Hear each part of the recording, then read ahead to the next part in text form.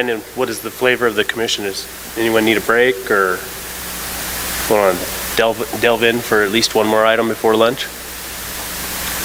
Okay, we'll move on to regulation for workshop, public comment allowed.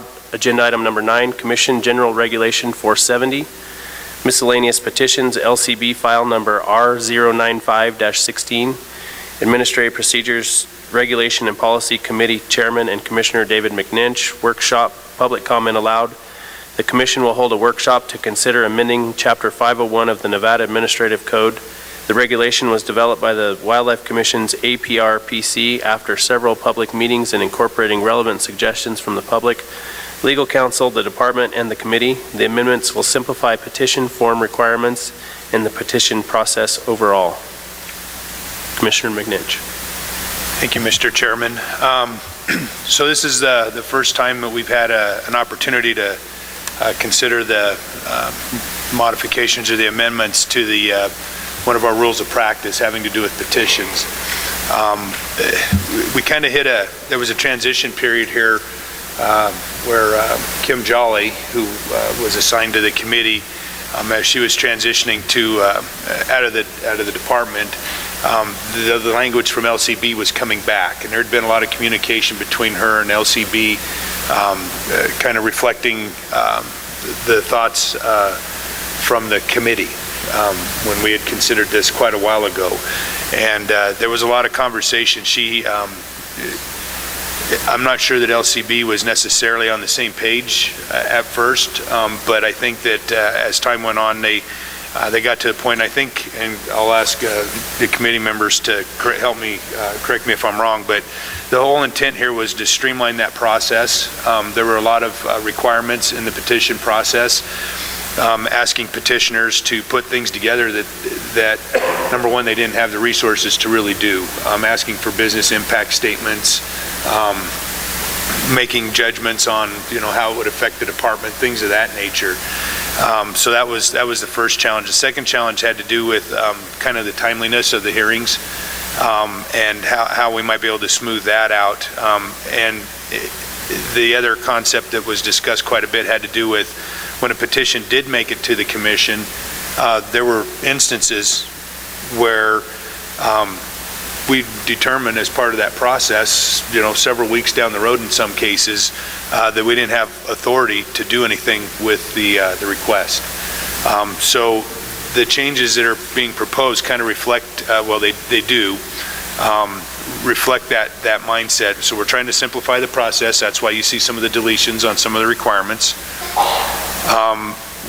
We've tried to establish a process to where we can be a little more responsive to the petitioner in evaluating the request by submitting the petition to the department rather than to the commission, where the commission actually hears it, and having the department with legal counsel do a cursory review to determine if the commission has authority to do what's being asked.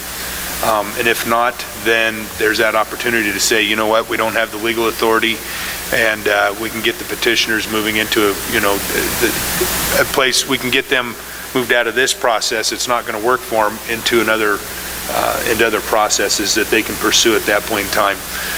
If the department determines that that we do have legal authority to address the issue, then it would be placed on the agenda and brought forward to the commission, at which time we would consider that as part of our rule-making process, or initiating our rule-making process. So the thought here would be that we don't bring a petition here to approve or deny the petition and commence the rule-making aspect of it. We would try to do that beforehand, so that if it did come to us, we're making a determination on whether we want to continue to pursue it or not. I don't know if that makes sense or not. The way that it's written, and again, I've personally, I was out of the loop a little bit, and I know that Kim spent a lot of time trying to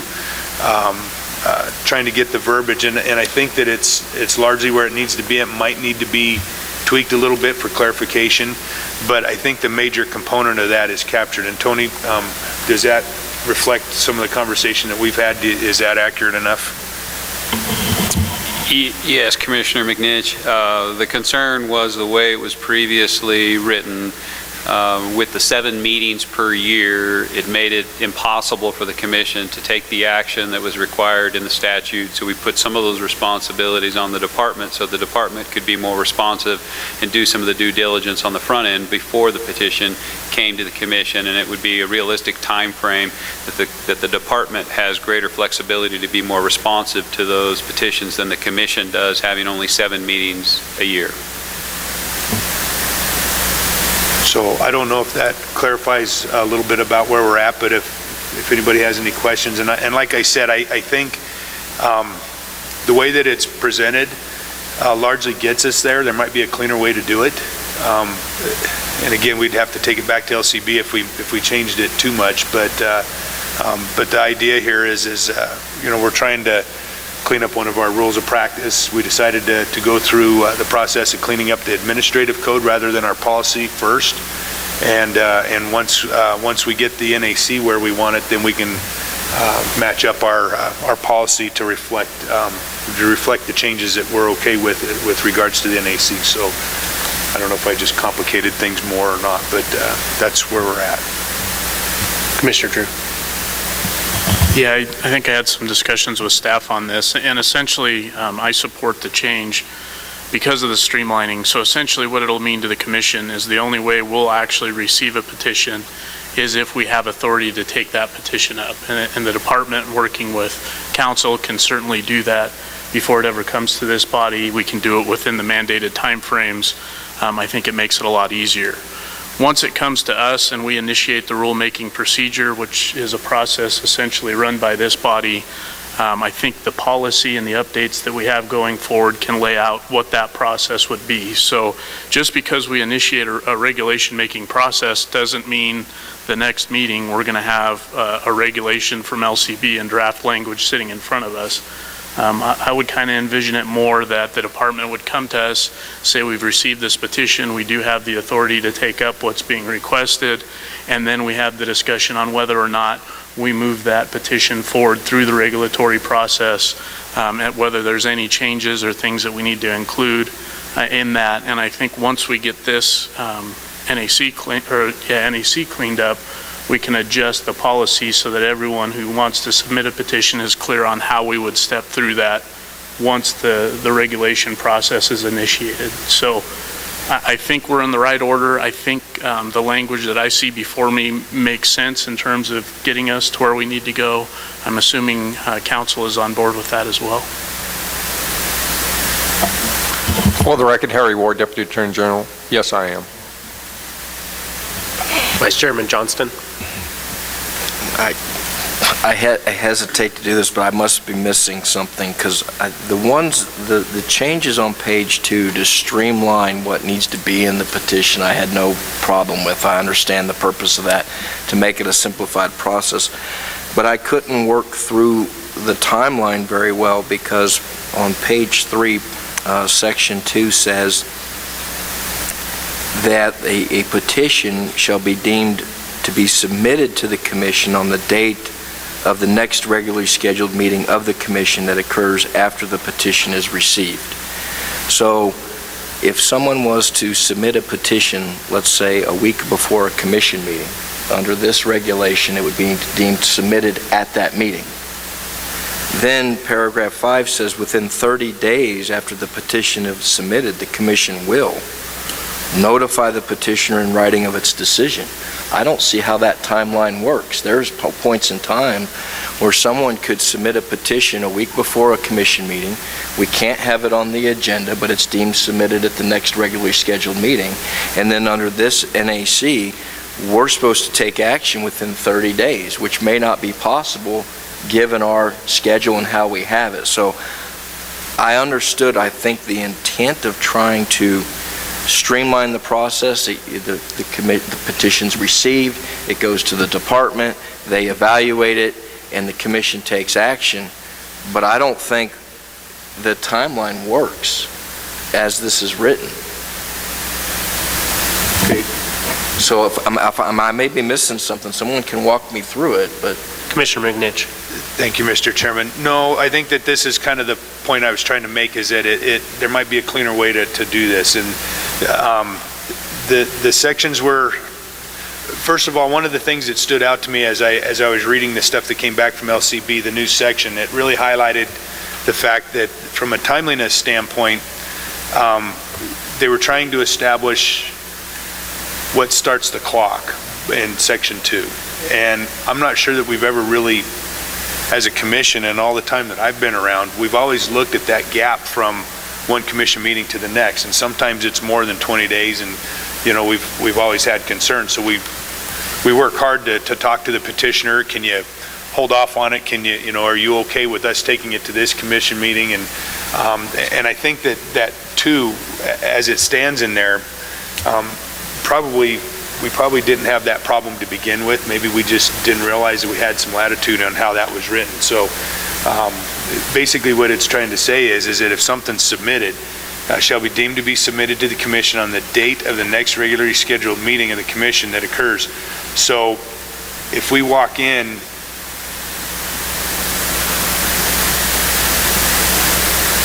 if something's submitted after a day after our last commission meeting, it won't be considered as submitted until the day of our next commission meeting.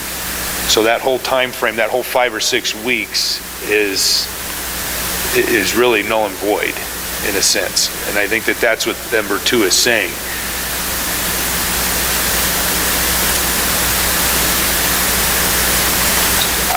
So it does create a little void there in terms of the time frame, the 20 days, the 30 days.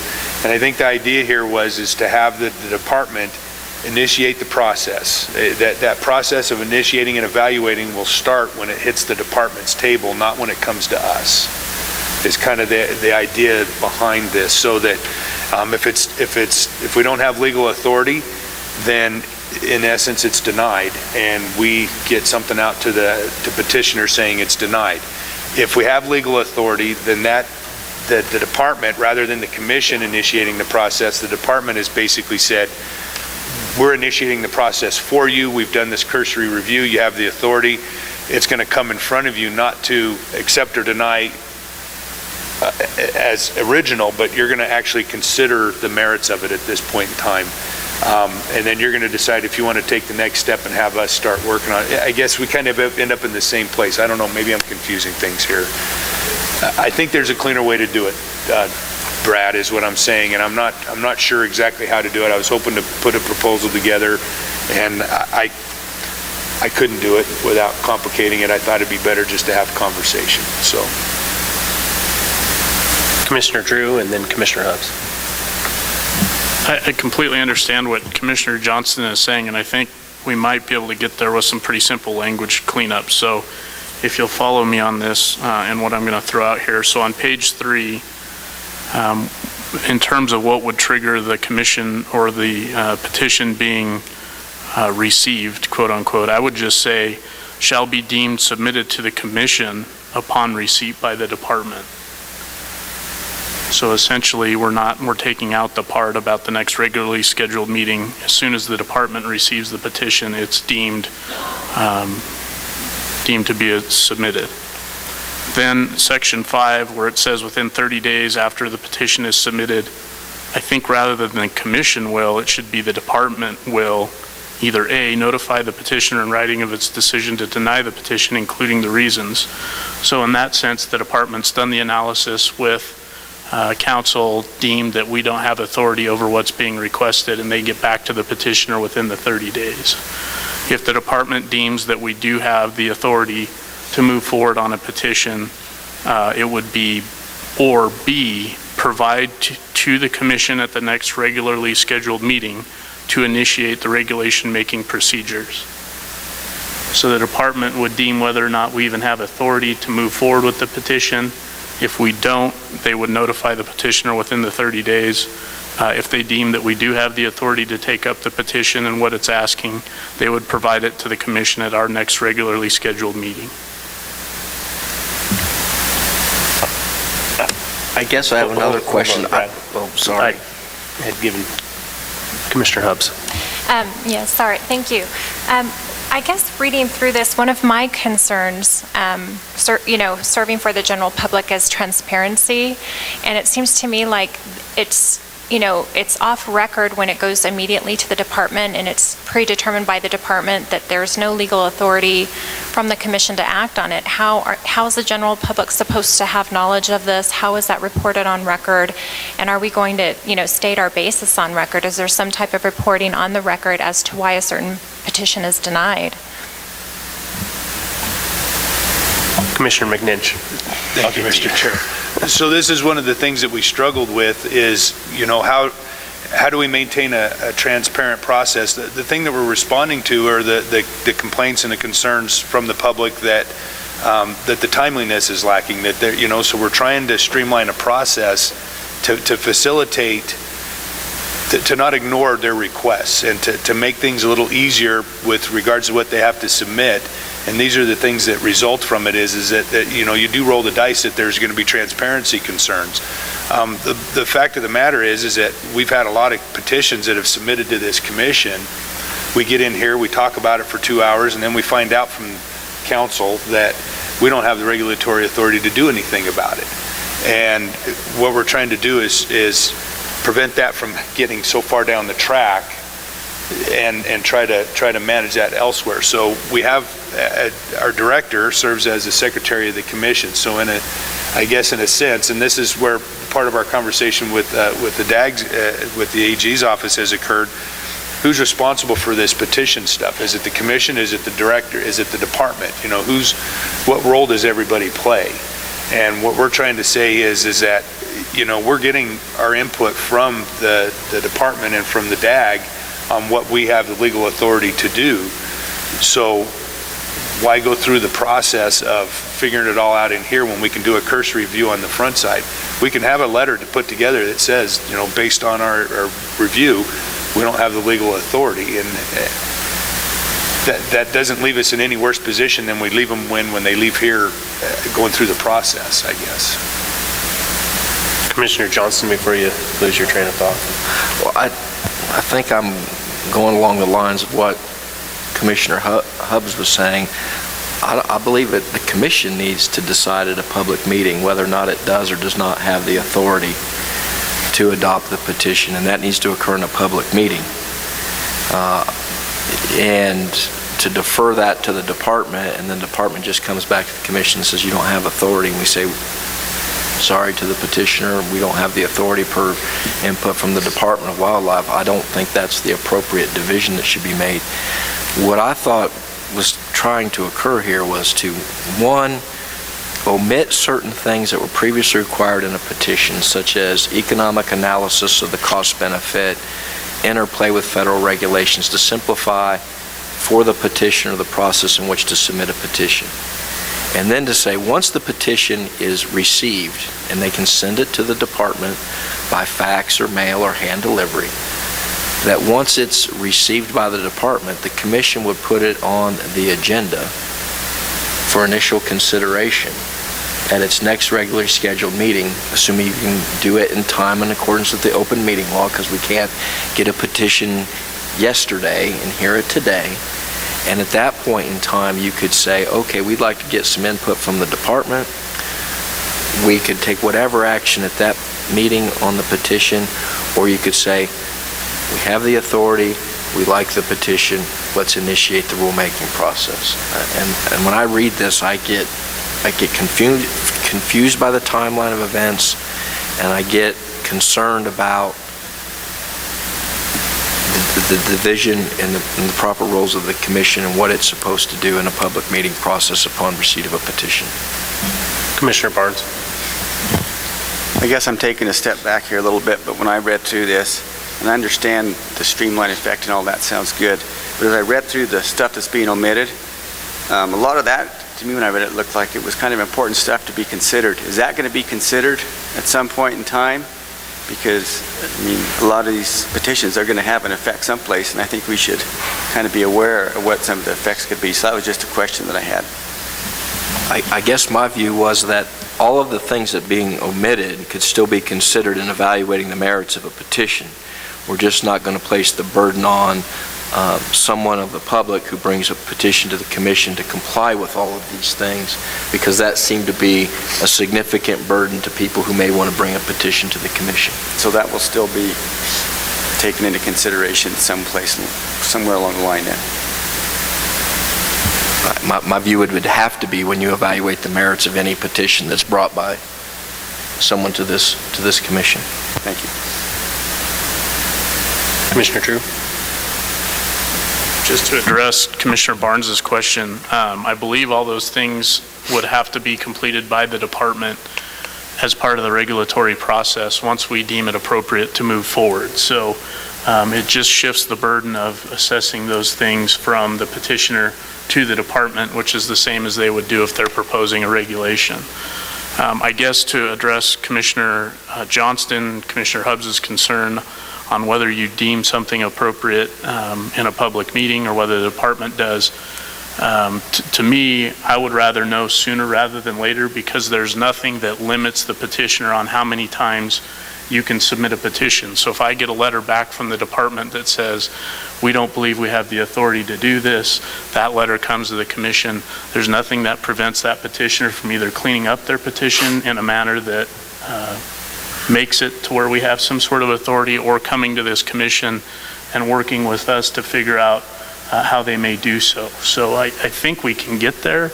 In my mind, I think the streamlining effect just makes a lot of sense. It seems like we spend an awful lot of time at these meetings sometime to get an answer that could have been had months ago, and I think it eats up the petitioner's time and time that could be better spent actually getting the petition set up in a manner that can come before us and have some meaningful impact going forward. Commissioner Hubbs? First and foremost, I wanted to say, Commissioner Barnes, I do agree with you. I was wondering why we were taking out some of those important sections to support their petition. I mean, it gives the petitioner the time and opportunity to kind of give them a guideline. It does say must, but it could say may, to support their petition and understand all the ramifications of changing or making different regulations and that it might have.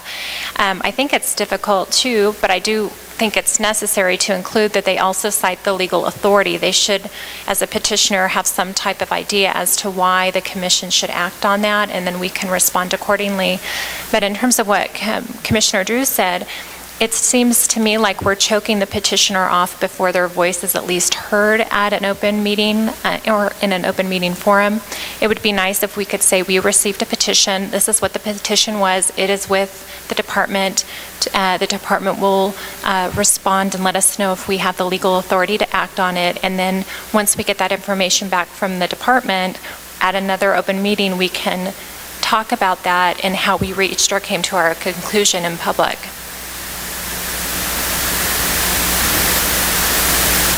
Anything further from the commission? Director Wosley?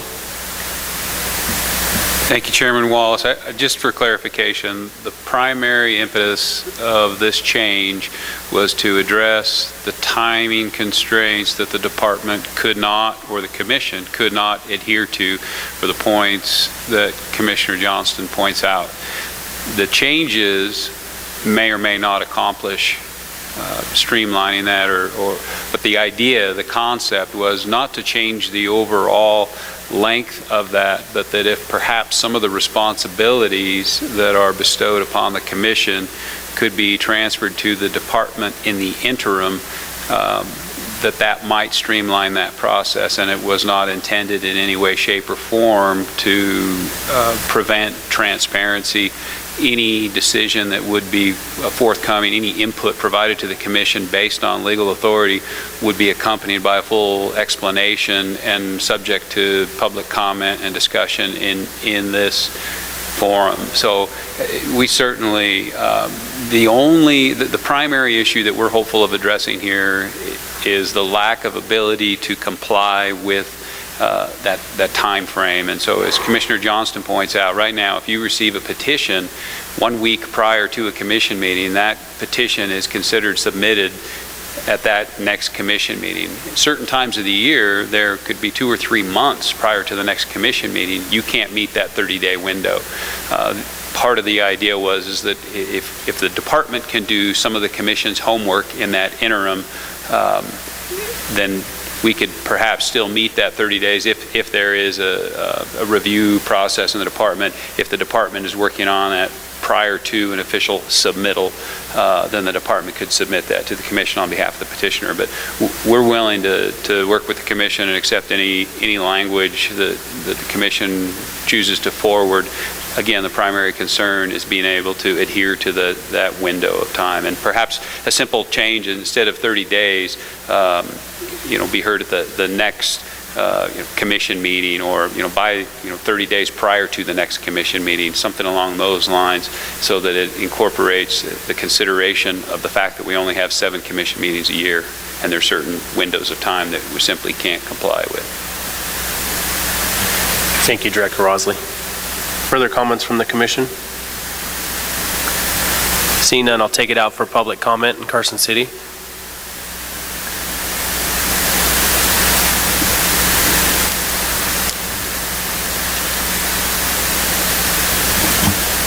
Good morning. For the record, Fred Volz. Several comments regarding the conversation you've just had on this. First of all, the commission is going to be looking to the DAG for legal sufficiency. So it doesn't seem like there's a difference worth talking about between the staff doing that or the commission doing that on an initial review basis. Secondly, there needs to be an explanation of the denial wherever it comes from. The why questions have to be answered for the petitioner's benefit.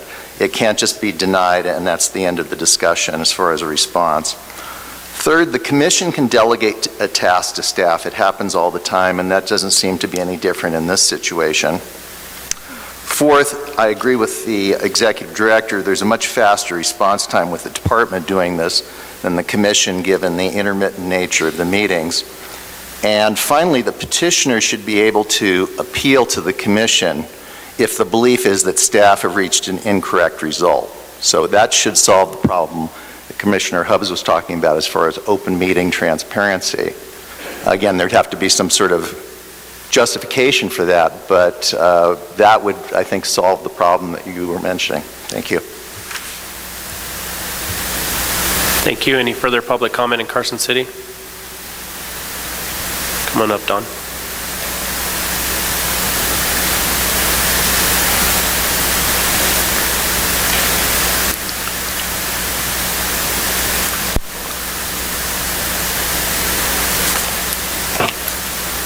Good morning, Chairman, Commissioners.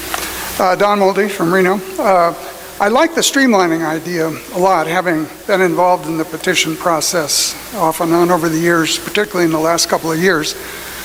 And I like the idea of the legal questions settled before things start. We wasted a lot of time a couple of years ago debating a legal question in a public meeting that ultimately led to another meeting where we went over much of the same material again.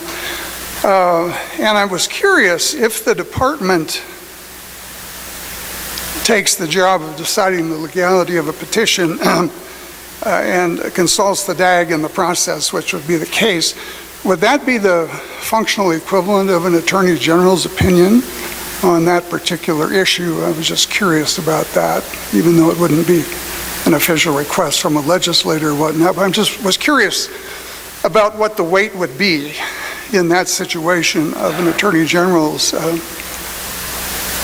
notion, let's say, with respect to that process. The other thing is that I greatly appreciate the simplification in terms of, for example, asking a petitioner to make a guesstimate as to what the petition, if it were accepted, what the impact would be on small businesses. That was a burden that seemed unreasonable under the old system, and I'm glad that things like that, which most petitioners would have no way of responding to in any sensible way, would be removed. So I'm in favor of the process of streamlining things, and I think the legal question, in my opinion, ought to be settled before the commission starts. That would be my judgment. Thank you.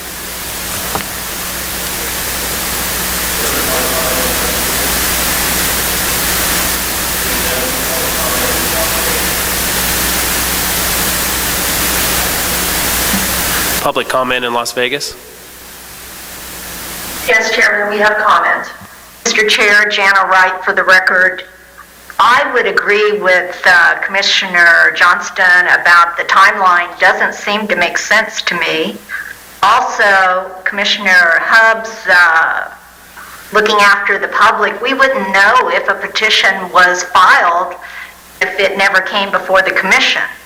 It seems that the idea to have the department do the background work, submit a staff report, should just be common business practice before any petition in the current form comes to the commission.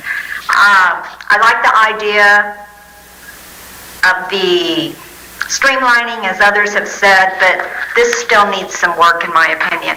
Thank you, Mr. Chair. Thank you, Jana. Further public comment in Las Vegas? No further comment. Thank you, Chairman.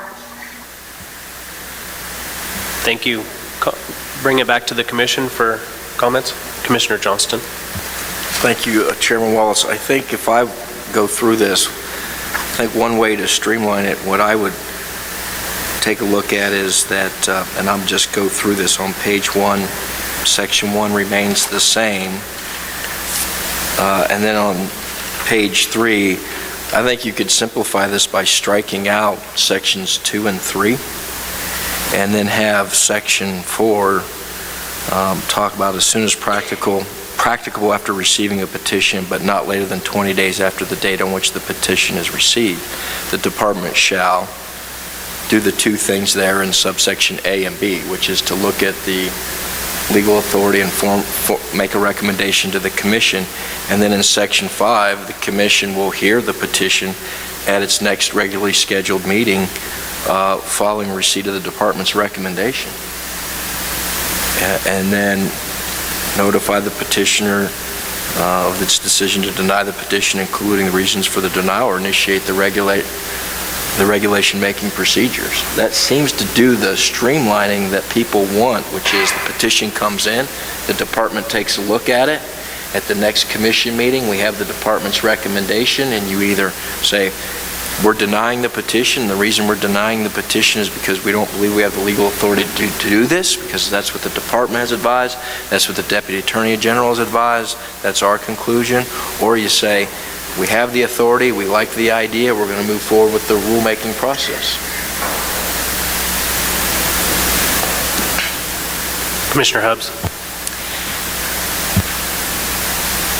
I understand we need to streamline. I'm hearing that, and I guess if we were to, once the commission receives it at the first open meeting with the with NDOW's input, and also the Attorney General's input as to whether or not we have legal authority, I think there can be.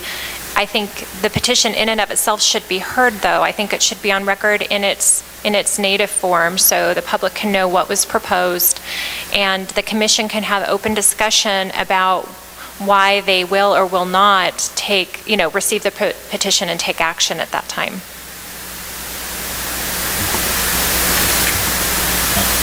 Further comments from the commission?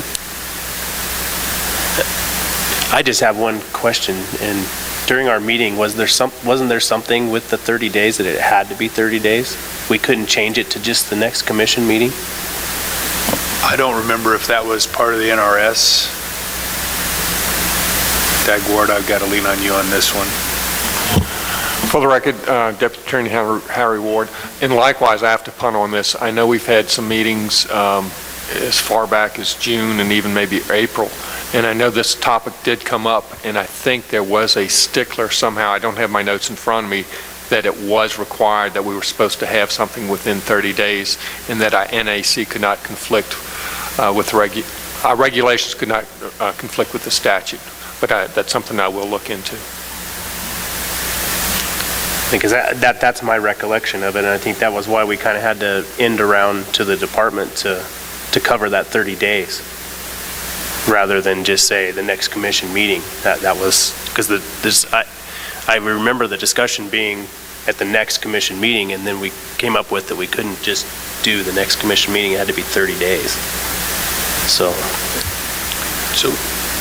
Commissioner McNinch. Thank you, Mr. Chairman. So, and I hear Commissioner Hubbs, and I appreciate the fact that, you're advocating for the transparency, and I completely understand that. I think the proposal is, in part, also in response to the input from the public that we were getting, in that, there's this balance maybe between the transparency part, but also with the timing of it, the processing of it. There's a lot of frustration that something would get put together. There was a dance with, it didn't have all the parts, all the information submitted to for the packet to the commission, which we've kind of cleared up by deleting some stuff.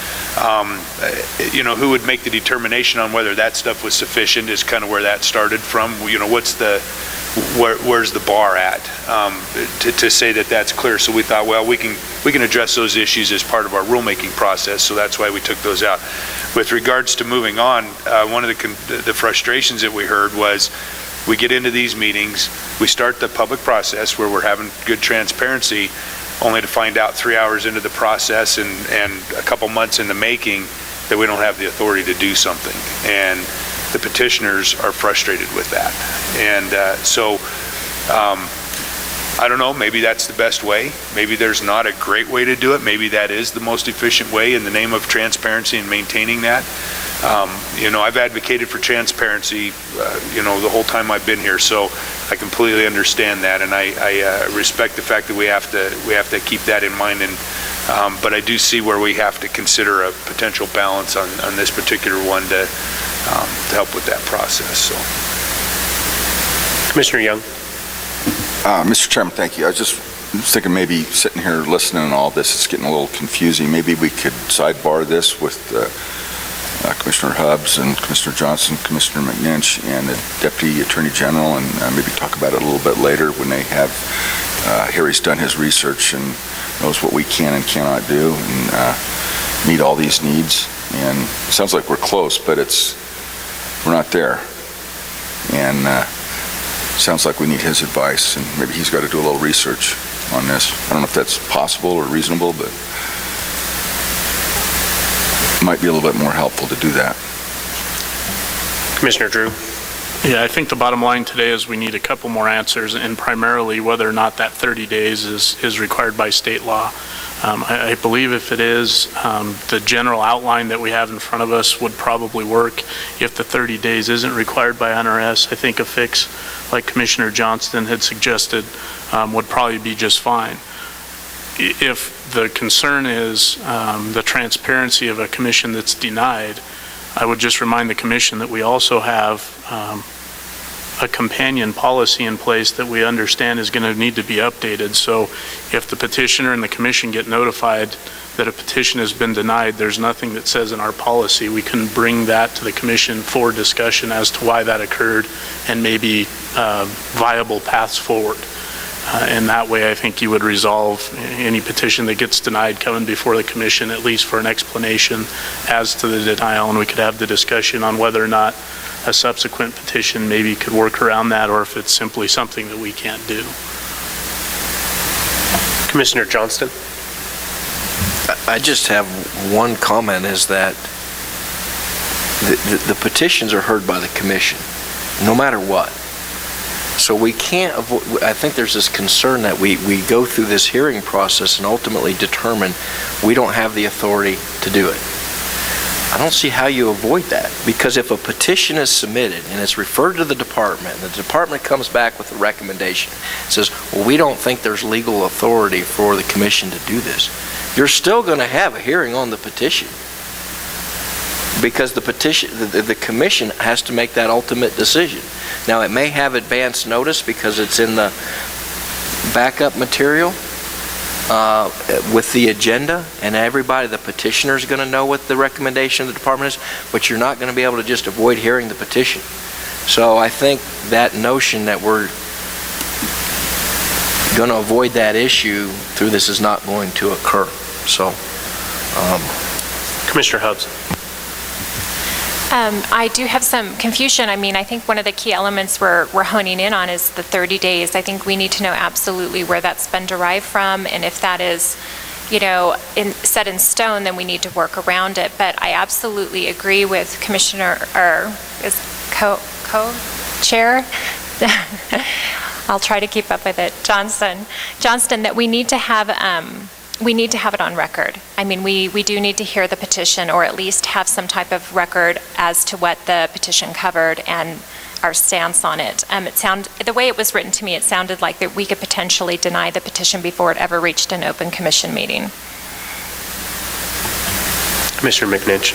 Yeah, Commissioner Hubbs, and that, you're reading it right. I mean, that's in essence what it could do, and again, that's in response to some of the input that we've had from the public, that they would, that there was a preference to actually have that maybe bucking in the eye of transparency, rather than going through this very long, tedious process, getting in here and then having the, finding out in here that was an issue. So, I think we're certainly, the committee's going to, certainly willing to do what it needs to. I understand the importance of making that decision and the commission making that decision and having its name on it. I think if we get there, if that's the direction that we go, then, at least we'd have had the conversation. We can say that this is a much bigger, much bigger importance than creating the, trying to prevent people from going through that process of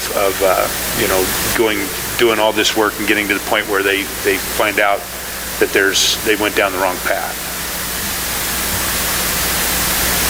And I'm not seeing the 30 days in the NRS here. I'm kind of glancing through it, but. Deputy Attorney General Harry Ward, for the record. I think during that committee we discussed it was in the Administrative Procedures Act, and I think that's where it came from, and there were possible other vehicles that a petitioner could use if he was denied the petition, let's say at the department, that he might have to go to district court. But I think it was in the Administrative Procedures Act. I don't have my notes with me for all of the committee meetings. And that does sound familiar for the discussion. To me, there was something that was 30 days, is we had to abide by the 30 days, is why we went around the direction that we went. So I think at this point, I feel like we have to bring it back to the committee, Dave, and get a set in stone on the 30 days and go from there. Commissioner Drew. And in that vein, and Mr. Ward, I appreciate your input. And I guess in researching this, what I would like to know is within that 30 days, if we do find that that's in statute or under the Administrative Procedures Act, I guess my question would be, what exactly do we have to do within 30 days? Is it enough for the department to provide this commission a recommendation within 30 days, and then we'll take it up at the next meeting that works? Or do we actually owe the petitioner a response back on whether we've accepted it or denied the petition? I think those are the two keys in my mind as to how we need to move forward with this. Thank you, Commissioner Drew. Anything further from the commission? I think then I guess we'll just have to bring it back to the committee level and take a look at it again for the 30 days and answer some of these questions. That's good. I think we can certainly, maybe we can do some homework today, and if there's an opportunity to bring this back, maybe we can bring it back and provide some more information so that the commission can provide some clear direction to the committee. Is that possible? Can we handle it that way? I'd like to get some clear direction from the commission on how they would like to see this thing written, because there's going to be a lot of there's going to be a lot of opinions, both up here and with the public, and I'd like to make it clear. In the name of transparency, let's get it on the record of where everybody wants to go, and then we'll take a look at it. Commissioner Johnston. Well, I just pulled it up. NRS 233B100 petition for adoption. I think I found the right statute, and it says, upon submission of such a petition, the agency shall, within 30 days, either deny the petition in writing or initiate the regulation process. So I think any future regulation that we adopt for the petition process, you have to define what it means to be submitted, and then make sure that you can then rule on it within 30 days of submission. So I think the key for the committee to look at will be, how do you define submission of the petition, which is not necessarily receipt of the petition. and what initiates rulemaking, because that was part of the conversation. Does a review by the department for purposes of defining, if we don't have the authority, passing that to the commission at that point in time, does that initiate rulemaking, even though we haven't taken action on it as a commission? You see, those are part of the conversations. Those are some of the conversations that we had. So we'll look into what constitutes initiating rulemaking. We had that conversation, I know, as a committee, and I think that's how this resulted. Commissioner Hubbs? Yeah, that's interesting, because we're mandated to have no more than or no less than 9 meetings per year. Is that how, I'm trying to go back to the count, because we're kind of set up for doom here, in meeting that 30 days with our schedule and how we grapple with that. But one of the other things I was going to point out to Mr. Ward, I think it would be nice if we could address at least the appeal issue on record too. I know there was a concern from the public as to what one would do if they needed to appeal the petition being denied. Thank you, Commissioner Hubbs. Anything further from the commission? Okay, I think we're kind of with direction back to the committee, it appears. So we'll move to, before we move to item number 10, I think we either need a break or we need a break for lunch. What's the... Commissioner Drew? I guess I'd suggest lunch, since it is 12:30 if we're going to take one today. That's what I'm thinking too. So, not familiar with how close things are around here. Would an hour be ample to